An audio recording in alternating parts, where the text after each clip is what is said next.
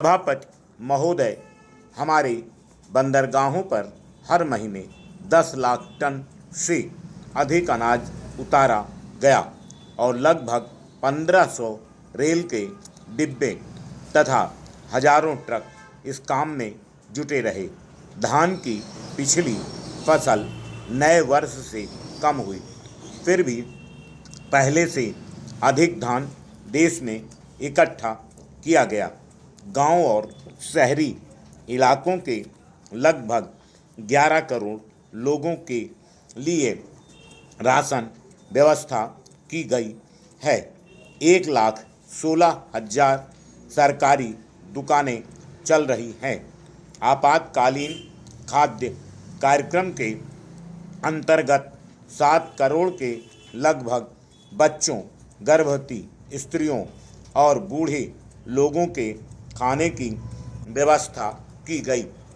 सूखे इलाके में जो राहत के काम शुरू हुए, उनसे 30 लाख से अधिक लोगों को रोजगार मिला और उनके परिश्रम से बहुत से उपयोगी कार्य हुए। आर्थिक और राजनीतिक कठिनाइयों के बावजूद आम जनता के सहयोग की मैं सराहना करती हूँ। केरल और बंगाल की जनता ने चावल की जगह बहुत सीमा तक गेहूं से काम चलाया। बहुत से लोगों ने मोटे अनाजों पर ही गुजर की।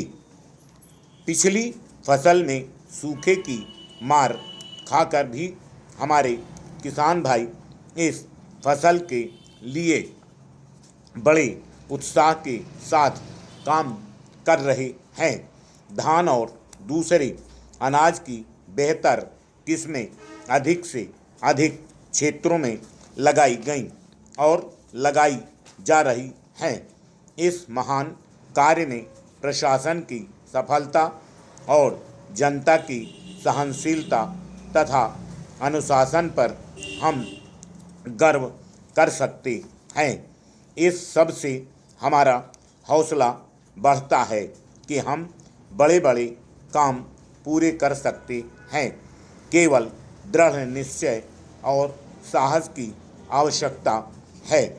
आइए आगे भी हम यही हिम्मत दिखाएं। सरकार के हर श्रेणी के कर्मचारियों की एक विशेष जिम्मेदारी है कि हमारा प्रशासन कुशल और ईमानदार हो। बंधी बंधाई आमदनी के अन्य वर्गों की तरह सरकारी कर्मचारियों को भी बढ़ती हुई कीमतों के कारण वास्तविक कठिनाइयों का सामना करना पड़ रहा है। उनके साथ मेरी पूरी हमदर्दी है। आर्थिक विकास के तनाव का प्रभाव सब पर है, किसी पर कम और किसी पर अधिक। फिर भी मुझे आशा है कि सरकारी कर्मचारी बहकावे में आकर शांति भंग कर इस कठिन समय को और कठिन नहीं बनाएंगे। विकास और रक्षा की जिम्मेदारी केवल प्रशासन और सेना की नहीं, सभी वर्गों पर है, लेकिन सबसे अधिक नौजवानों पर है। भविष्य उनका है।